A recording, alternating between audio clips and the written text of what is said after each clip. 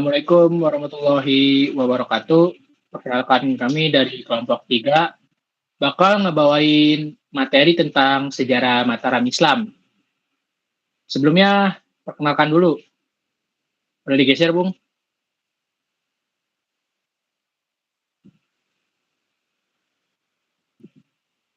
Di sini ada beberapa anggota kelompok saya yang akan saya perkenalkan. Mulai dari di sini ada Haji Bagas, ada Haji Dian, Haji Gusi, Haji Apis, Haji Ibrahim, dan Haji Irfan. Boleh digeser, Haji Irfan?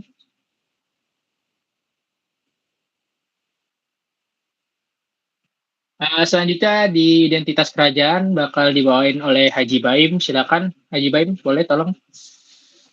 Identitas kerajaan. Nama-nama resmi Kesultanan Mataram. Corak.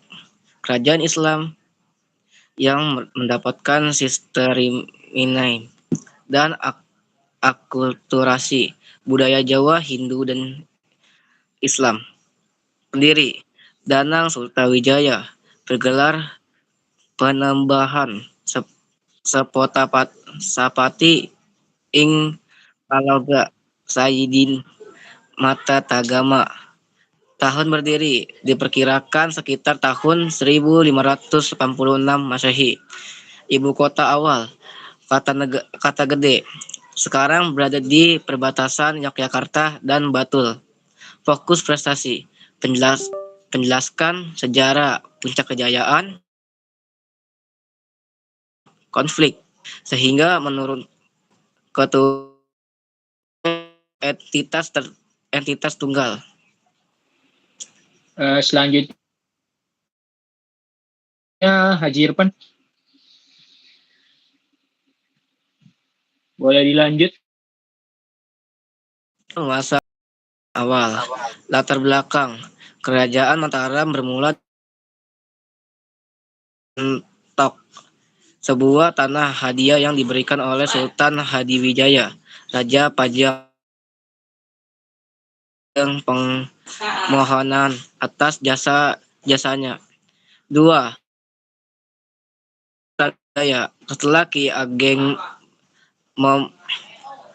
Pematnahan wafat, putra Dayang Sutawijaya menggantikan dan memperkuat Mataram. Sultawijaya kemudian membentuk dan berhasil mengalahkan Panjang dan pertempuran. 3. Deklarasi Kedaulatan. Kemenangan ini menandai berdirinya Kerajaan Mataram sebagai entitas independen yang menggantikan hegemoni Panjang. Sultawijaya resmi menjadi raja pertama dengan gelar Penebahan Sapotapati. 4. Kekuasaan awal.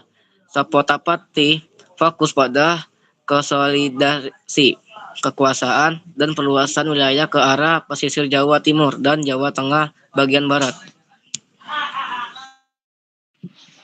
Boleh dilanjut, Haji Irfan. Di sini Panembahan Senopati bakal dibawakan oleh saya. Panembahan Senopati dari tahun 1586 sampai 1601. Fokus pada pembangunan kekuatan militer dan penyebaran pengaruh Mataram secara bertahap, terutama melalui diplomasi dan penaklukan lokal. Menciptakan mitos tentang Raja-Raja Mataram yang memiliki kekuatan supranatural.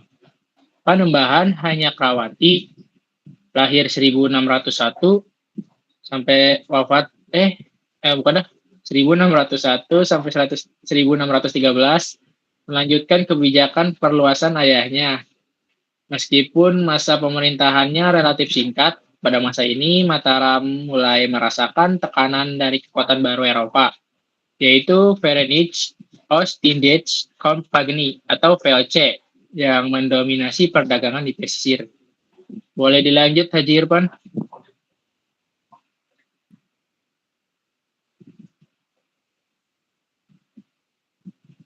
Nah, di sini selanjutnya adalah puncak kejayaan Sultan Agung Hanyakakusuma. Pemerintahan Sultan Agung Raden Mas Rangsang berkuasa dari 1613 hingga 1645. Periode ini dianggap sebagai masa keemasan Mataram. Visi unifikasi. Tujuan utama Sultan Agung adalah menyatukan seluruh Pulau Jawa di bawah Panji Mataram, melihat dirinya sebagai pewaris sah Majapahit. Perluasan wilayah. Mataram berhasil menaklukkan Surabaya di tahun 1625 dan Cirebon, membuat wilayahnya membentang dari Jawa Barat hingga ujung timur Jawa, kecuali Banten. Dan sistem pemerintahannya juga menata ulang struktur pemerintahan, mengangkat gelar raja menjadi sultan untuk pertama kalinya, yang menunjukkan pengakuan sebagai penguasa Islam. Boleh dilanjut, Haji Irwan?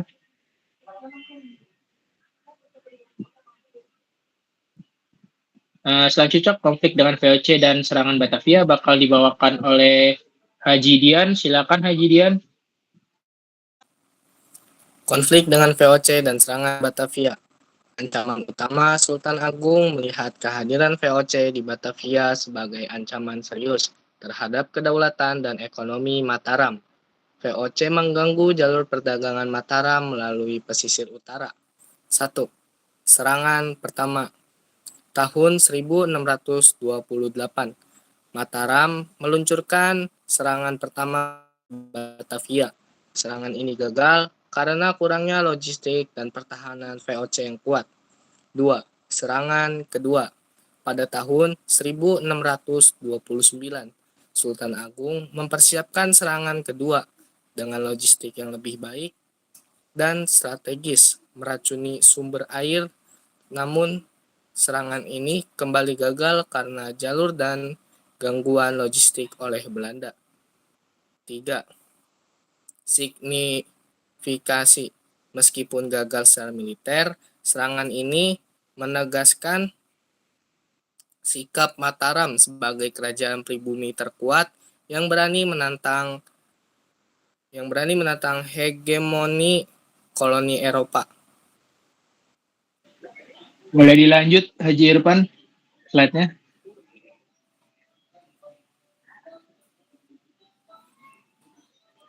Warisan Di sini ada budaya dan hukum Sultan Agung. 1. Kalender Jawa. Pada tahun 1633 Masehi, Sultan Agung menciptakan sistem penanggalan baru yang menggabungkan kalender Saka atau Hindu dengan kalender Hijriah atau Islam. Inilah disebut sebagai kalender Jawa yang digunakan hingga saat ini. 2. Hukum. Menyusun undang-undang sastra Gending yang menjadi dasar hukum Mataram, menggabungkan prinsip-prinsip hukum Islam dengan tradisi dan adat Jawa. 3. Ekonomi. Mengembangkan Mataram menjadi negara agraris yang kuat dengan sistem irigasi dan tata kelola pertanian yang maju, memastikan pasokan pangan yang stabil. Boleh dilanjut, Haji Irfan?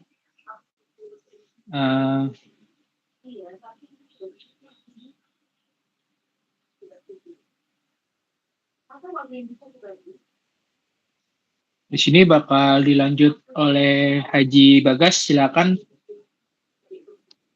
Haji Bagas. Masa kemudian era Amangkurat I. Atau Amangkurat I tahun 1645 sampai 1677. Putra Sultan Agung, pemerintahannya ditandai oleh gaya kepemimpinan yang otoriter dan keras, bertolak belakang dengan ayahnya. 2. Perubahan kebijakan. Amangkurat I menjauh dari ulama dan bangsawan yang dianggapnya berpotensi mengancam tahta. Ia juga memindahkan ibu kota dari Karta ke Pleret. Aliansi dengan VOC. Untuk menjaga kekuasaan internalnya, Amangkurat I memulai aliansi militer dan politik yang merugikan dengan VOC, membuka pintu bagi campur tangan asing. 4. Dampak. Kebijakan ini memicu ketidakpuasan dan pemberontakan di kalangan bangsawan dan ulama. Boleh dilanjut, Haji Irfan? Masa kemunduran. Era Amangkurat I. Coba bahasa. Silakan. Pemberontakan dan intervensi VOC. 1. Pemberontakan Trunojoyo tahun 1674 sampai 1679. Pemberontakan besar yang dipimpin oleh Pangeran Madura Trunojoyo. Pemberontak berhasil menduduki dan menghancurkan Keraton Pleret. 2. Ketergantungan Mataram. Amangkurat I melarikan diri dan meminta bantuan VOC di bawah pimpinan Laksamana Cornelis Pelmon untuk memadamkan pemberontakan. 3. Harga bantuan. Sebagai imbolis atau bantuan militer, VOC menuntut konsensi wilayah, kontrol perdagangan, dan pembayaran utang yang sangat besar. Secara efektif menempatkan Mataram di bawah pengaruh Belanda. Pewaris Amangkurat I wafat saat melarikan diri, digantikan oleh Amangkurat II yang kekuasaannya didukung penuh oleh VOC.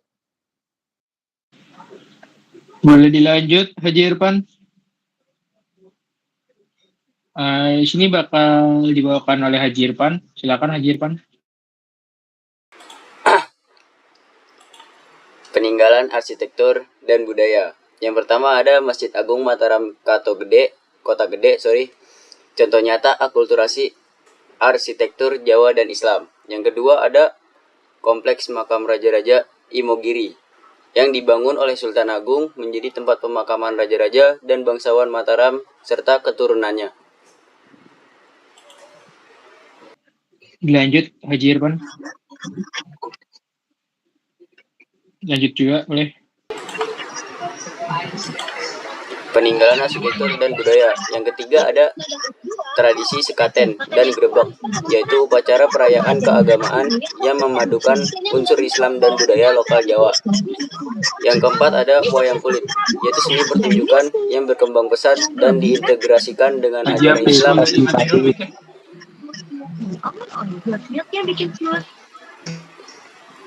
Yang keempat ada wayang kulit, seni pertunjukan yang berkembang pesat dan diintegrasikan dengan ajaran Islam, yaitu dakwah bilhal. Dilanjut Haji Irfan.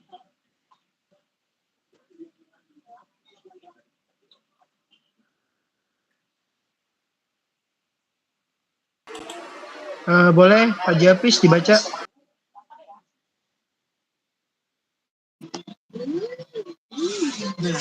Keruntuhan akhir dan warisan. 1. Perang sukcesi setelah masa Amangkurat I dan II terjadi serangkaian perang tahta yang melibatkan VOC sebagai menengai dan nomor 1 hasil. 2. Perjanjian Giyanti 1755. Perjanjian ini secara resmi mencemarkan Kesultanan Mataram menjadi dua kerajaan besar. Kesultanan Surakarta Hadiningrat, Kesultanan Ngayogyakarta Hadiningrat. 3. Menandai akhir Mataram sebagai kesatuan politik tunggal, namun warisan budaya dan struktur sosial budaya Mataram tetap hidup dan menjadi fondasi bagi kebudayaan Jawa modern kedua wilayah penerus tersebut. Udah dilanjut Haji Irfan.